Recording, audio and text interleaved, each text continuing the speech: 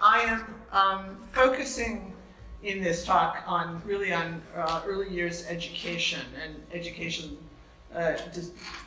key decisions that have to be made around early years education. And I'm speaking largely from a U.S. context, where I realize that there are quite a bit of difference between the challenges we're facing and the challenges being faced here. But then there's also some overlap.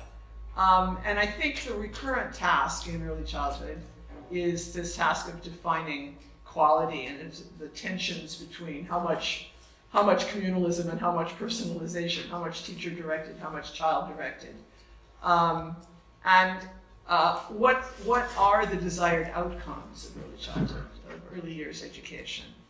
And so let me just step back for a moment and say that I'm operating within a paradigm here that I call practice-embedded educational research, in which I have come to the realization that it's both inappropriate and ineffective for researchers to try to make these decisions. I think, as in line with some of the things we've heard earlier today, particularly from Teresa, perhaps it makes a lot of sense it makes much more sense to let practitioners define the problems they're struggling with and try to respond to those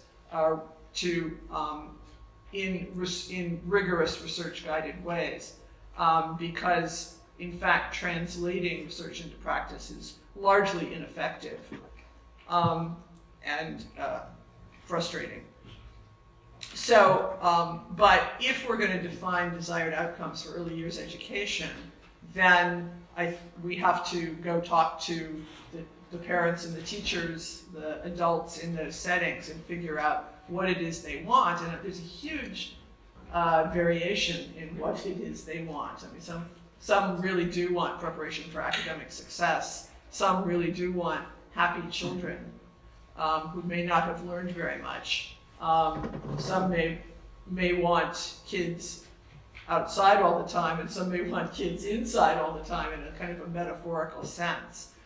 And you might say, why does it matter? Well, it matters because if researchers are solving problems based on our definitions of the goals of early years education, we will come up with solutions that people don't want, that are badly aligned with what the practitioners and the parents want. And of course, we all know there are huge variances across nations and across social groups within nations in desired outcomes for early years education.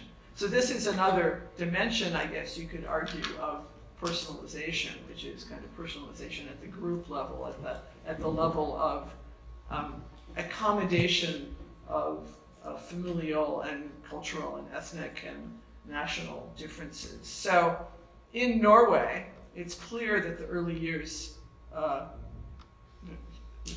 settings, which you could not call education settings, are really designed to ensure that kids end up as independent, as knowing the consequences of their own actions, as well connected to peers, and as loving to be outside, because they are, as I said earlier, outside all the time. And their outside environments, when they're not natural outside environments, are designed to be risky in a way that horrifies North American parents. There are no soft and squishy surfaces underneath the swings or the slides in Scandinavia, right? Because if kids go down the slide too fast, they should know it's going to hurt. They say if a child doesn't have 5 stitches by the age of 4, there's something wrong. Now, I've worked in Chile, and here is some preschool classrooms in Santiago, and you'll notice here that room to roam and independence is not one of the major features. And understandably, the big focus in early years education in Chile is learning to function in groups, because you're in very, very densely packed groups. In Xinjiang, these are Uyghur children in Xinjiang, again, a very, very much focus on academic preparation, on learning Mandarin, on learning English, on learning music, but all activities that are done communally. In Soweto, preschool, kindergarten, a reception class in Soweto, the kids get a lot of time to play, but when they're in the classroom, the focus is entirely on ensuring they learn English, because that is what everybody agrees is the key to long-term good outcomes. None of these children are English speakers at the age of 5. So this is just a little bit of an example of the range of differential definitions. And those differences are all encapsulated within immigrants' societies, such as the US still manages to be to some extent, despite our current leadership, and certainly such as Britain and much of Western Europe. So, and of course, it's not that parents or early childhood educators disagree about what's good and what's bad. What they disagree about is how you're going to prioritize those things. We all want smart kids. We all want kids who know the alphabet. We all want kids who are independent. But what are you going to put in first place in your list of priorities, and what are you going to subjugate to a much less important place? And these default hierarchies are challenged by the new populations of kids that the systems are dealing with, and of course very much by changed expectations of formal schooling. As schooling becomes more demanding, the outcomes of early years education has to sort of get rebalanced to accommodate, to produce the kids that people want. So I'm going to focus here on literacy.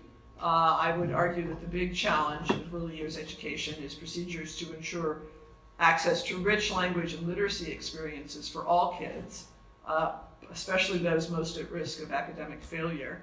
And you might say, well, but there are all of these wonderful things that kids could learn in early childhood. Why in particular access to rich language and literacy?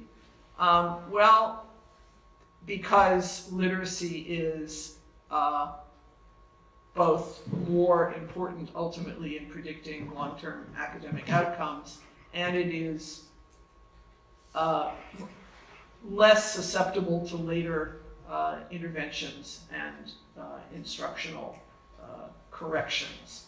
That with literacy, to a very large extent, where you start is where you end up.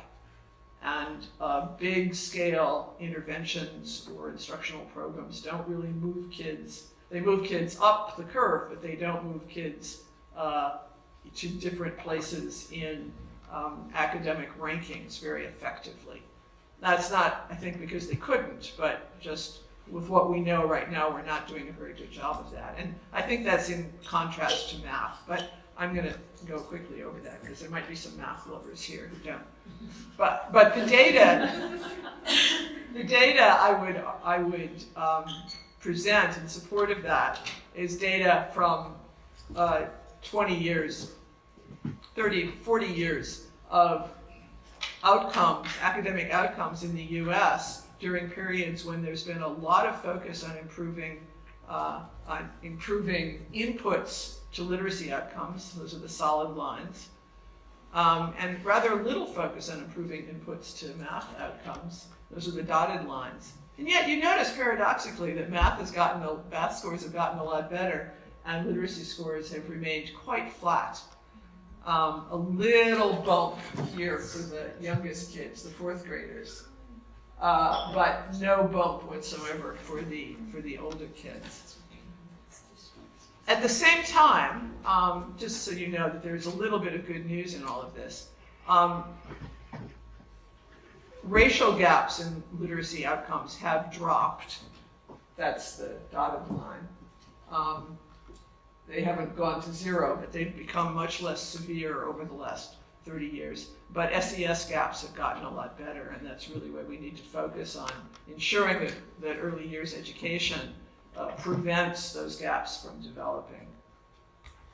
So this line of thinking has led everybody in the US to become really obsessed with the with vocabulary as the source of the literacy gap. And this very familiar picture will tell you why. And I just want to argue that this is a big mistake, that focusing on vocabulary has really led us down a garden path to exactly the wrong kind of emphasis in early years education.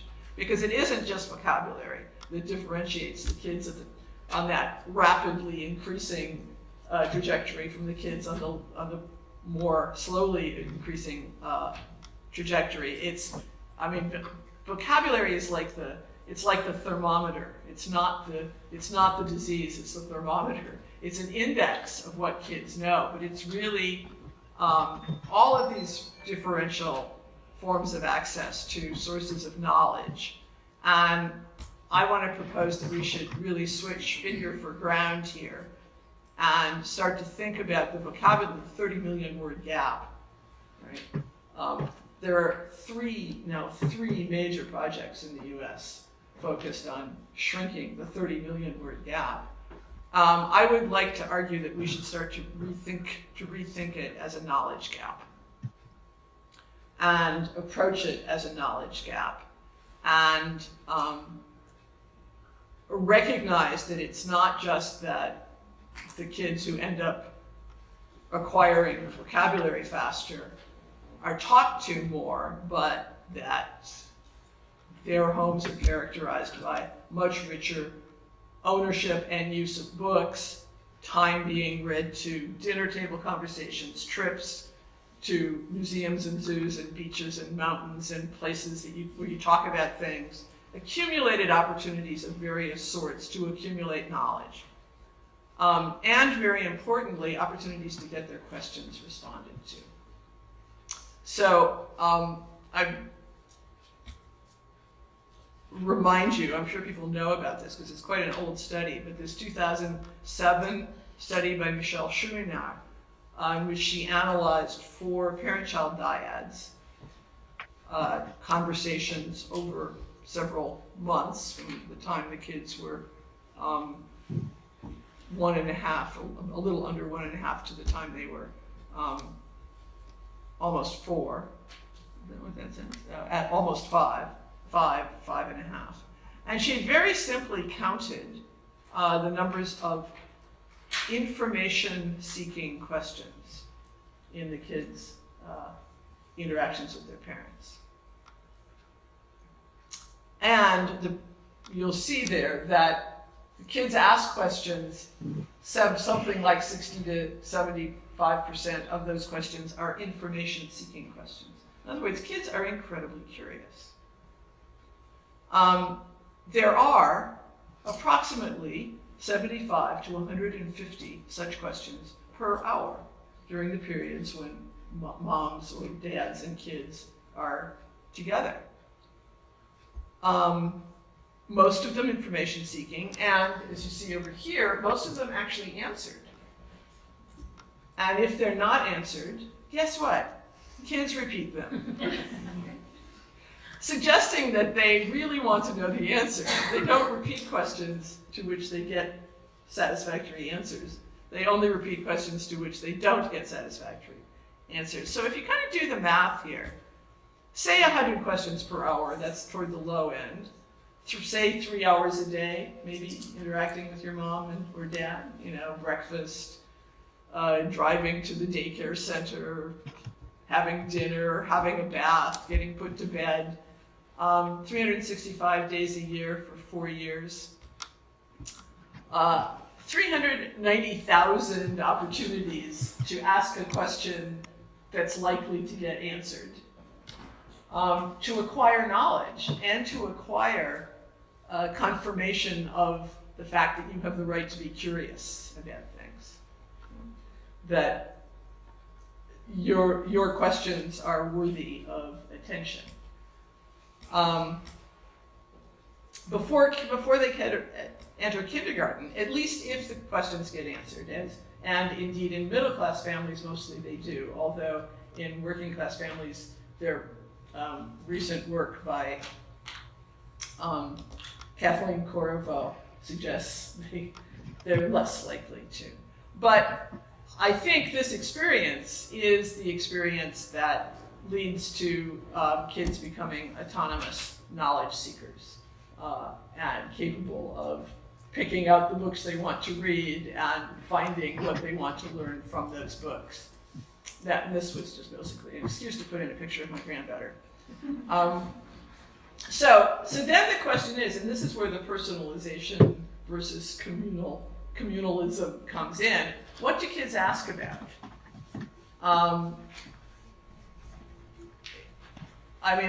And what's the range of what they ask about? And what's the degree of overlap in what they ask about?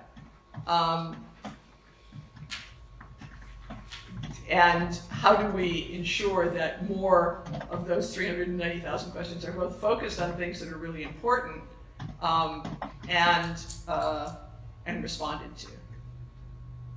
So the gap, I will argue, I'm arguing is really about content. The socioeconomic status gap is about content, not about vocabulary. Vocabulary reflects access to content.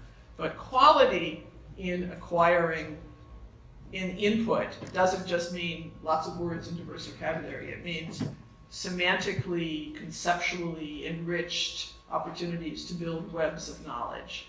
And the words that index those webs of knowledge, yes. But it isn't mostly about the words. It's mostly about the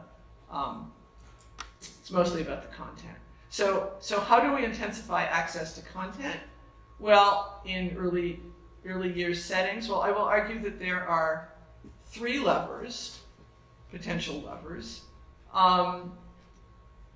The adults, professional development for the adults, and curricular support for the adults. But actually, those are kind of the same thing in a way, because teacher skills are a product of professional development. Professional development is effective, optimally effective, when it's linked to the curriculum that is going to get implemented. So then the question is, how are we going to select curricular content? Now, coming from a highly standards and accountability-based education system, my natural tendency would be to say we could work backwards from 4th grade. These are things that kids have to read about in 4th grade. So if we put all of these topics into early years curriculum, so kids knew this stuff, then they'd have an easy time in 4th grade when they encountered them. And that would be one approach. But I think another approach would be to work forward from what we know kids are interested in, kids are likely to be interested in. So what are 3, 4, and 5-year-olds likely to be interested in? What do they want to talk about? What do they want to read about?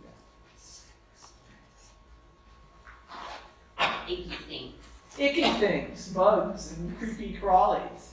Margaret Meek always used to say sex, death, and origins. All right.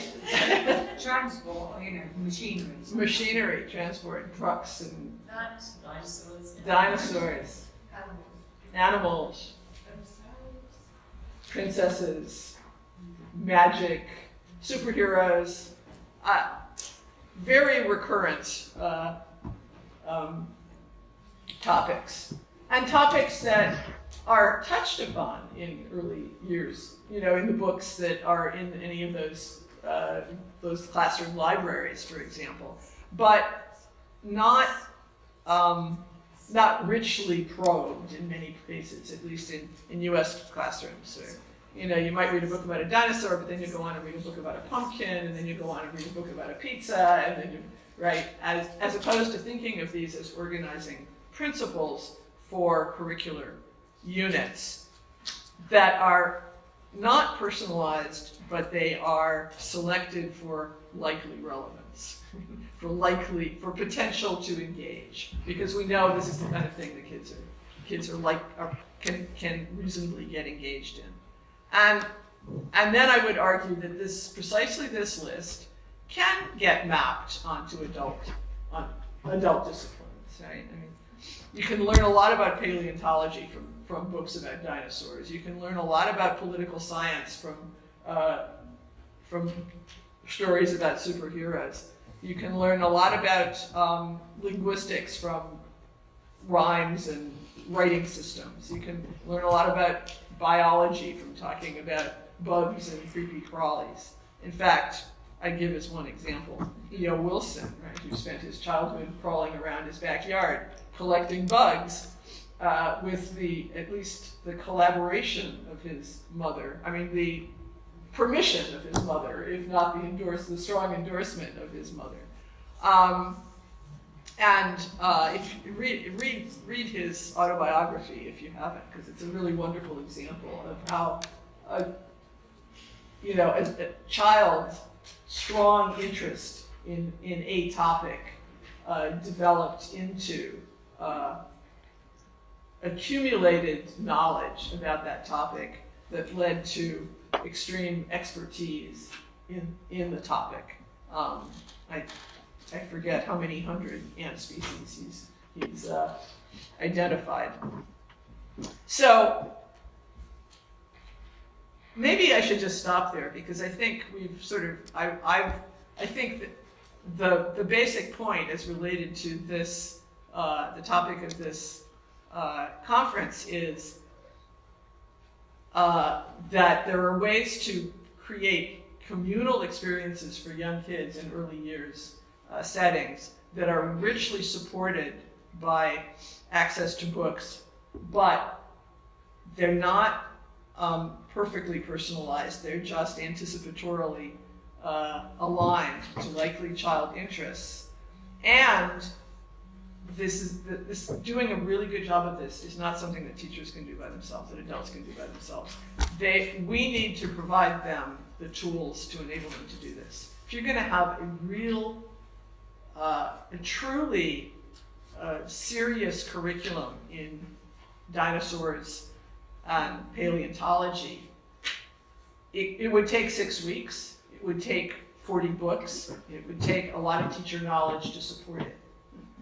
And early years educators typically are left on their own to develop a lot of this stuff on their own, and that's very, very unfair. We don't make first grade teachers to devise their own reading curricula. We shouldn't be leaving early years educators to devise their own knowledge curricula, when those knowledge curricula could be very should be very challenging to put together.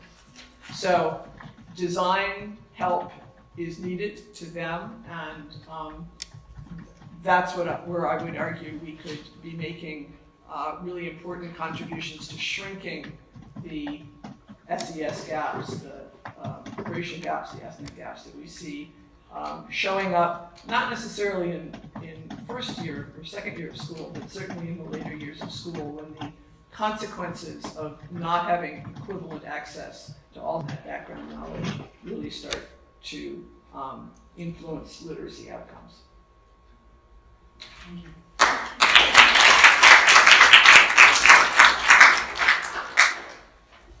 We have questions or comments for Catherine? Observations?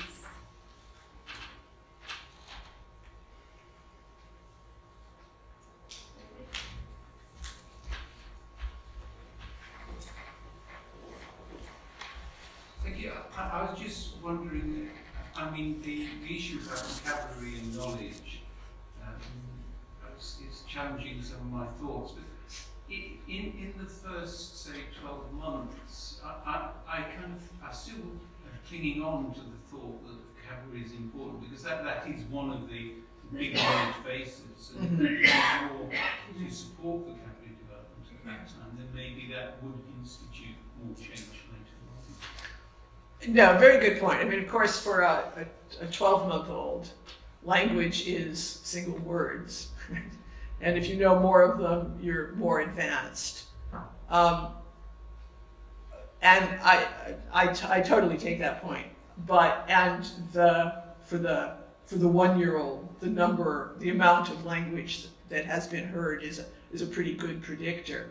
But I think if you think about the stuff that Meredith talked about, right, sort of somewhere in there 12 months, 18 months, 24 months. The quality of language input has many more dimensions. Responsiveness, back and forthness, duetting features are very supportive from the very beginning. And from the very beginning, something about quantity of acoustically clarified forms is highly predictive. But pretty early in the second year of life, something about appropriately adapted linguistic structure becomes important, right? Not talking in complex paragraphs, but in somewhat simplified linguistic structures, and producing recasts and expansions and the kinds of linguistic structures that are well adapted to the child's level. But then also, as the child gets older, continuing the adaptation so that the linguistic structures modeled become more complex. But the dimension of this that I think is often ignored is the sort of conceptual level, the conceptual dimension of support, of quality in the input. Is it conceptually challenging? And from early on, is it semantically readable? Right? Are you actually pointing to the word, an object that indicates the word, so that kids have a chance of knowing what you're saying? But later on, is talk about the here and now supplemented with talk about the future, with talk about the past, with pretend play talk, with joking and teasing, and all of the kinds of talk that really kind of demand greater conceptual functioning on the part of the child. And I think that conceptual dimension of quality in the input has been, it's implicit in a lot of what people talk about, but I don't think it's been really highlighted. I mean, maybe Irv Siegel with distanced talk, and then kind of forgotten again.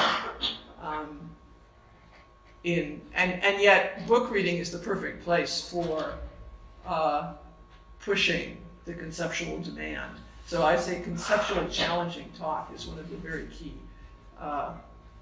elements of quality in language environment, and it's something that early years educators, at least in some contexts, don't know they need to think about. They think that they're putting word walls in their classrooms. Right? So here are the words we're going to learn this week, and that's really the wrong way to go.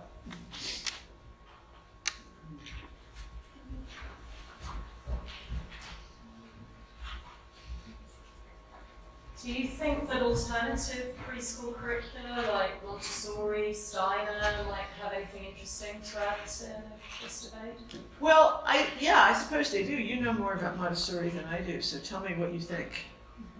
Well, I think it does.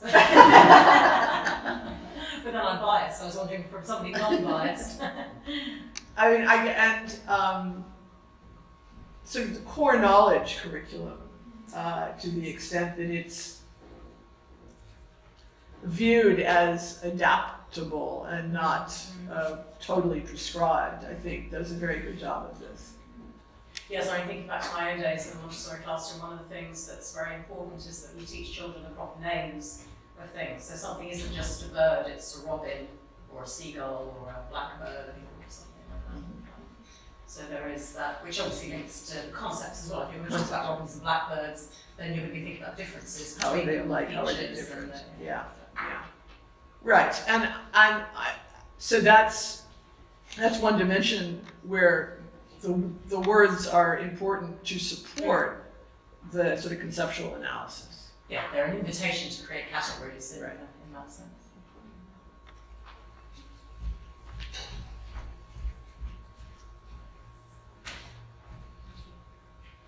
I was just wondering about the link with public health, and I'd particularly be interested to see how it works in the States, in terms of the role of public health workers working with families, particularly families from disadvantaged backgrounds whose vocabulary may not be as big.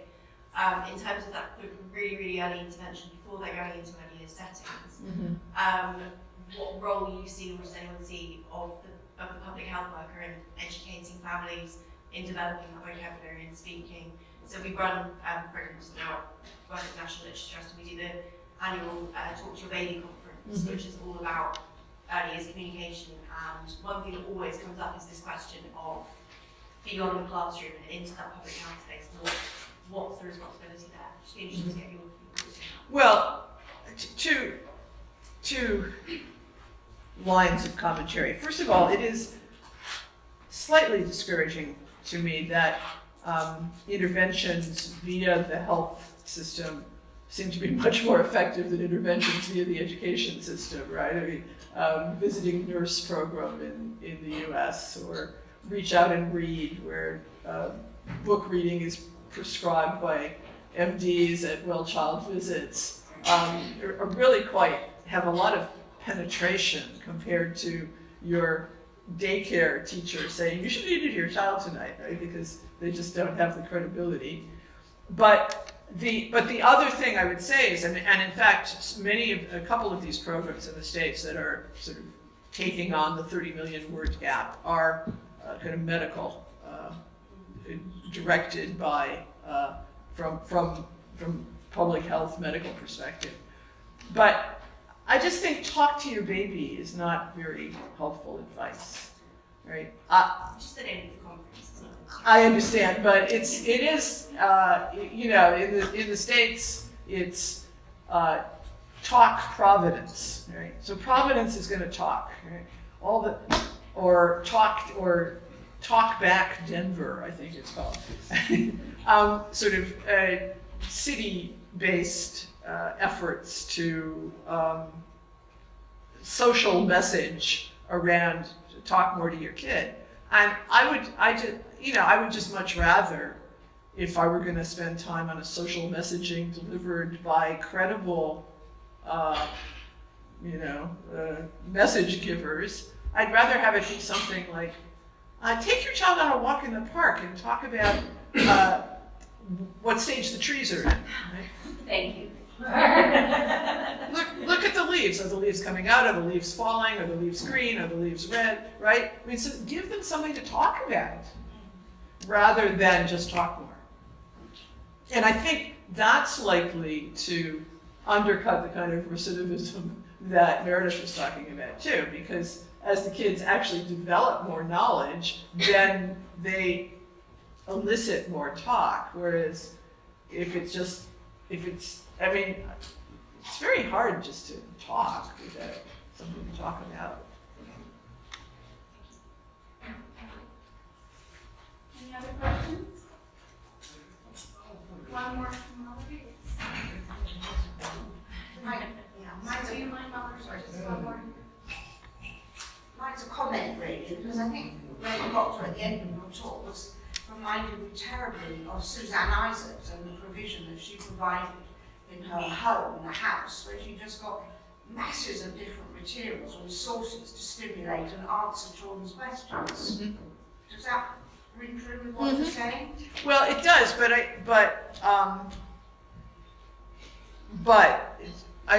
we can't leave this in the hands, I think, of particularly gifted people who are capable of doing that. I mean, I think that the field needs to provide more support, right? So, your kids are asking questions about bridges and how they stay up. Here is a 2-week unit on bridges. Your kids are asking questions about superheroes. Here are some books and some questions to ask. And some activities to engage in that will expand their thinking about superheroes. So I think that's what we haven't done enough of as a field, is provide those supports. But yeah, I mean, that for brilliant people who can figure out where the right answers are, they're the early childhood educators we'd all want our kids to be exposed to. Question. Thank you very much for the enlightening conference on presentations. My question, that the answer to the question you already today, so what is in your view, the optimal environment and structure and learning and reading principles and system to achieve happiness and maximum academic achievement. Did you say happiness? Yes. Because you mentioned the fact that in some environments they would prefer happiness for the child instead of structure and academic achievement. Yeah. At least at certain ages, happy kids are prioritized. Well, that's probably, I think being supported in being curious is one key element of happiness, right? I think kids, being bored is the antithesis of happiness. So, and environments in which kids are constantly rewarded for, appropriately responded to when they ask questions or when they pick topics. I think those are ideal environments, but if in group settings, those cannot be entirely individualized. So the challenge is to know how to sort of pique curiosity, how to elicit engagement across topics that might not be kids' first choices.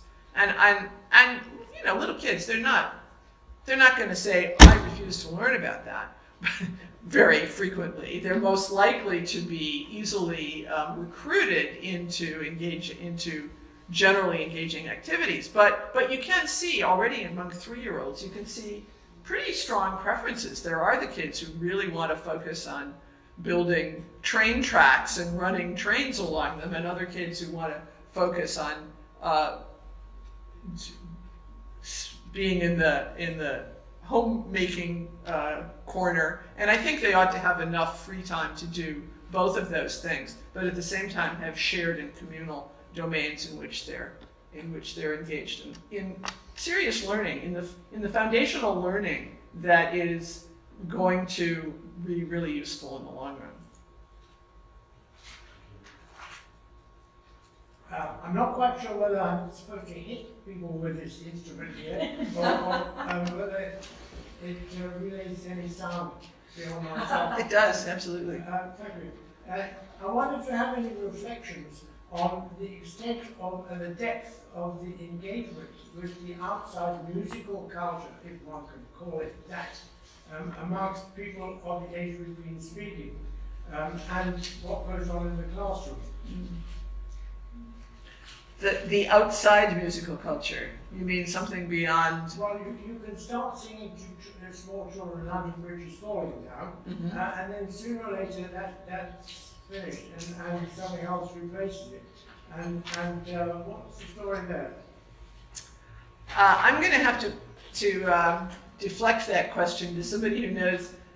One of the reasons I really love preschool kids, but I would never have made it as a preschool teacher because I'm completely without a right temporal lobe. I have no musical ability or sensitivity at all. But I presume that I have been engaged in developing curricula for early years kids, and I noticed that other people always put songs in that are linked to the topic and that are often very good examples of wordplay and rhyme and so forth.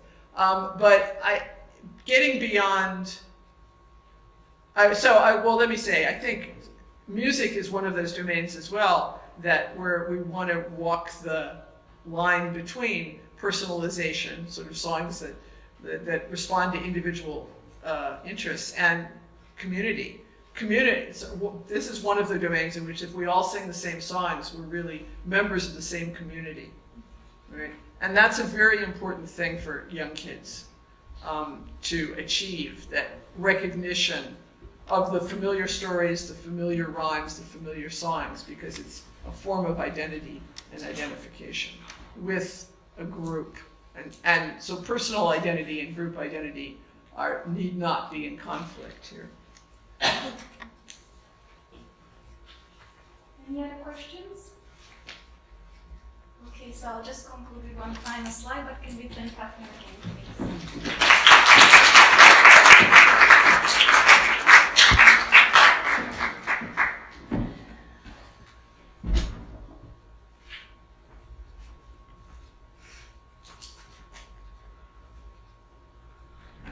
Okay, so today we learned about the various factors that influence personalization.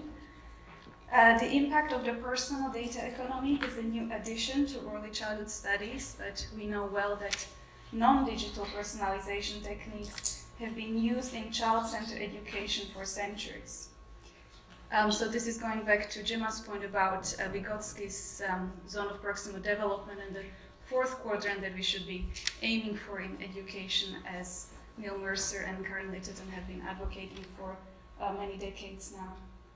From these studies we know that the lack of personalization stifles children's learning, enjoyment, confidence and sense of self.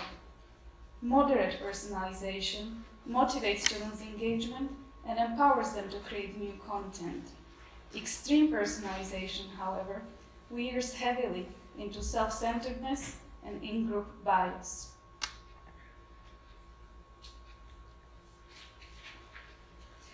To formulate vocabulary with which to discuss proportionate personalization, we need to tap into some old and tested identity theories, solid empirical data, as well as innovation in the media industry. So I would like to conclude by suggesting that the biggest mistake we make in all applications of personalization, whether that is design, education, or socio-political arena, is to act as if personalization could be separated from community, from pluralism. And we heard several examples where this happens and the unhealthy outcomes that result from that.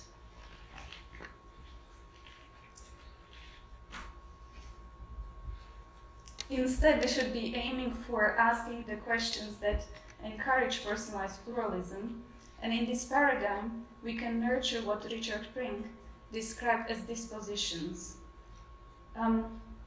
Dispositions are the unique qualities that enable one to live the distinctively human life.